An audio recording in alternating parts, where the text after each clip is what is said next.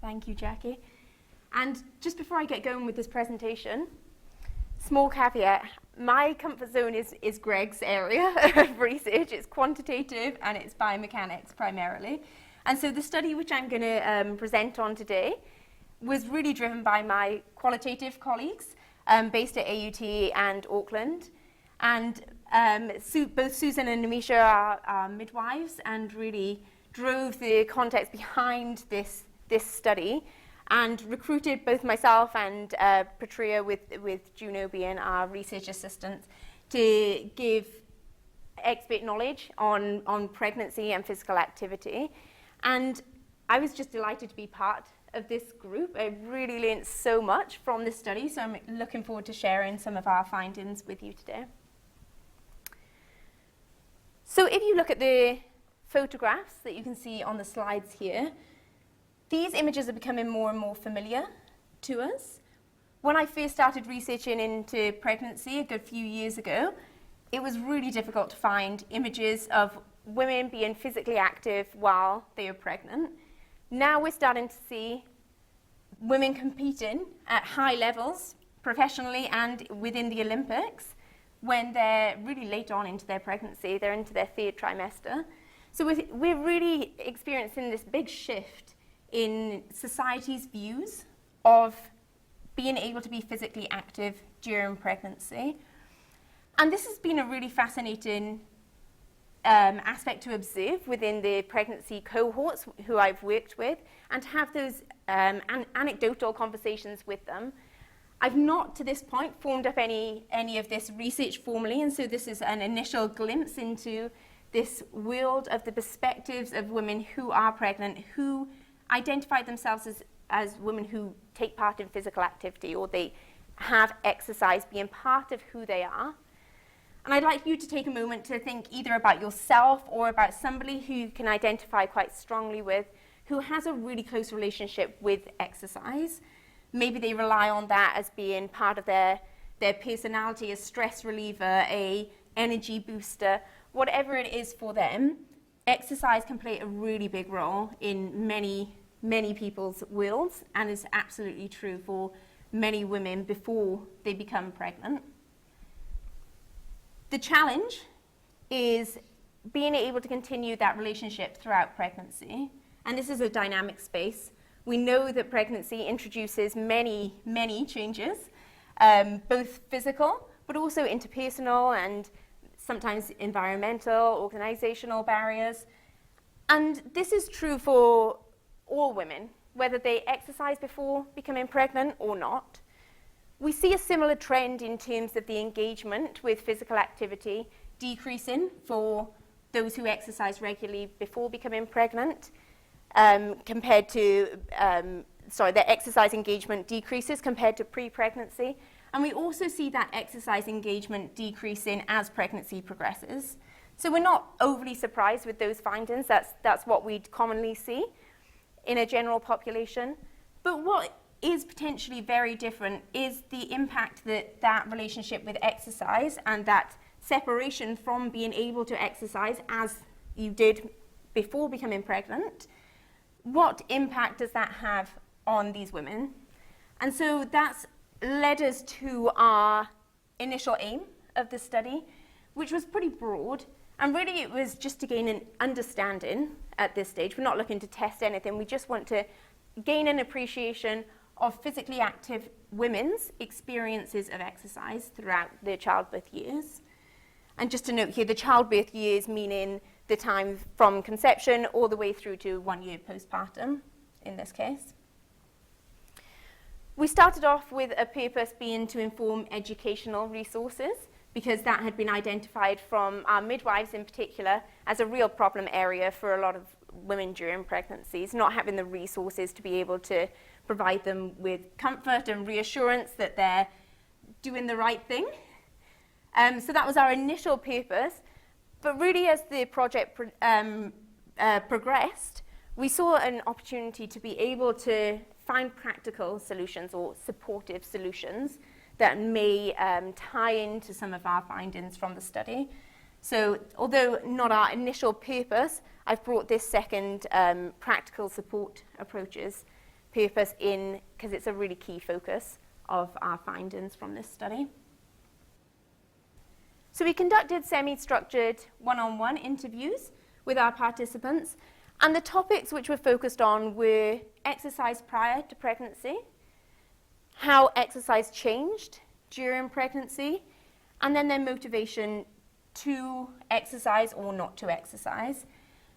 The primary focus was on that pregnancy phase, but we also collected some data on the phase postpartum as well. So you'll see a little bit of interweaving within the results section of those two phases.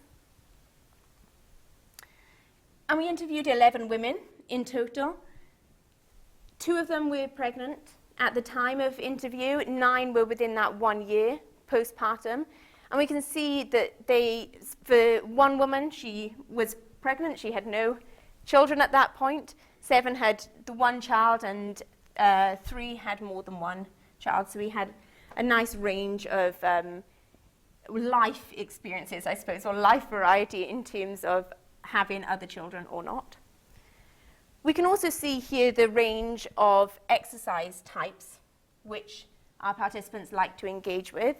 And these span all the way from fairly gentle exercise, yoga, well, potentially yoga can be pretty strenuous, but yoga, Pilates, walking, to more impactful training, weightlifting, biking, where we've got a balance aspect, to some more contact forms of exercise, such as team sports and boxing. Our results showed us 5 key themes. The first was identity shift. So this is considering the loss of what was their pre-exercise identity. In the quote here, I think it was a big part of what defined me, and I've lost that. It's been a hard journey to transition to not having that as part of my life. So there's this element of loss and this evolution of one's sense of self throughout the childbirth continuum. We know that this will impact on mental and emotional health, and we had findings relating to that within the breadth of the study, but really centering around that identity shift and that requirement to shift in identity. Our second theme was dynamic functional adaptation. So this is that changing capacity, no longer having the same physical abilities as they had prior to becoming pregnant, and potentially having some physical issues as well to contend with. So that change in embodiment with the progression throughout pregnancy and childbirth. So in the quote here, I can't squat and I can't run, even pushing the pram, walking, swimming, it's about the best I can manage, and even that's quite hard. Our third theme was around policing. So this is the regulation of behavior by self, by their own internal voice, but also the external regulation of behavior, which we see often for women during this time. And that can be by peers and practitioners, but it also can be by the wider society as well.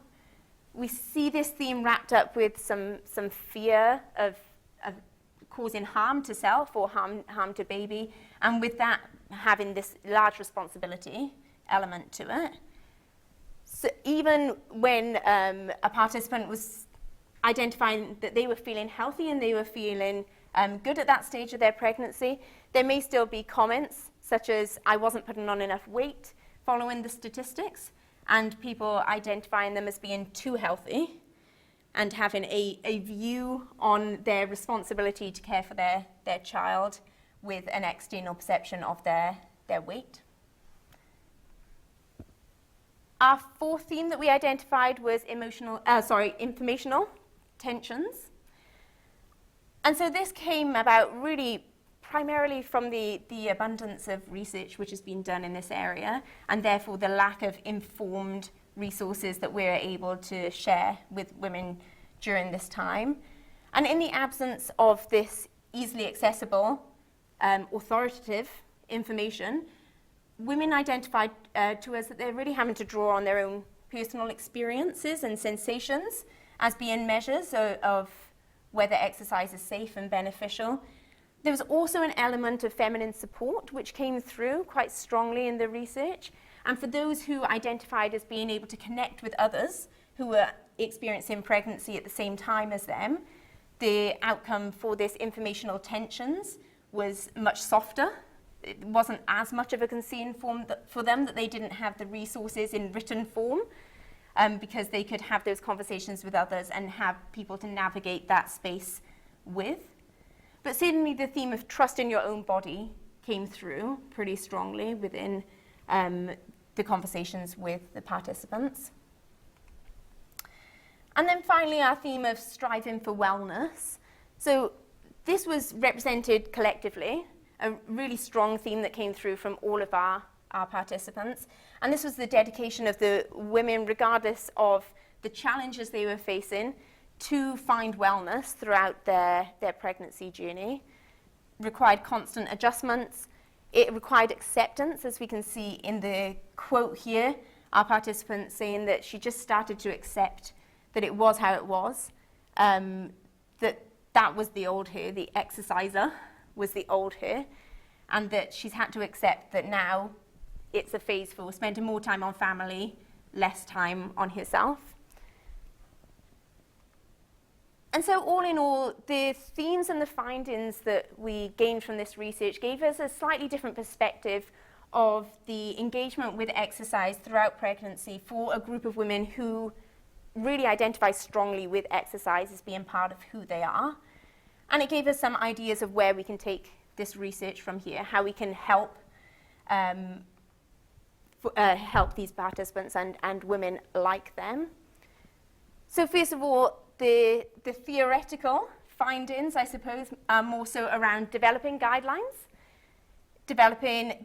for New Zealand specific, but also making sure that these guidelines are well informed through research. This is not a short-term endeavour. This is a long and needs multidisciplinary contribution to endeavour to develop these educational resources. And also we're aware that this is an ever-changing field. We're now recognising the need for research in this area, and so we are seeing more and more research, but as a result of that, we'll need to be continually updating our professional guidance, and that goes for midwives and health practitioners as well as the actual resources. And then our final finding was around the applied practice and the ability for us to help shape the experiences of women throughout pregnancy through that ability to bring bring women together and have a shared journey towards personal well-being. We saw from our findings from the research that there's this really strong connectivity which can occur during pregnancy. Typically, we're only seeing that later in pregnancy when antenatal classes come into the picture, but as a result of that, there's this entire duration prior to where women are having to navigate all of those changes independently. And so we have an opportunity, and this is where the research is leading us, myself and a few colleagues and collaborators, towards what we're calling the Nurture Collective, which we're hoping to start in Christchurch, which will be an opportunity for women to connect during their pregnancies, taking part in some physical activity, but also having those other benefits that come alongside bringing the collective together. There's some references. Thank you all so much.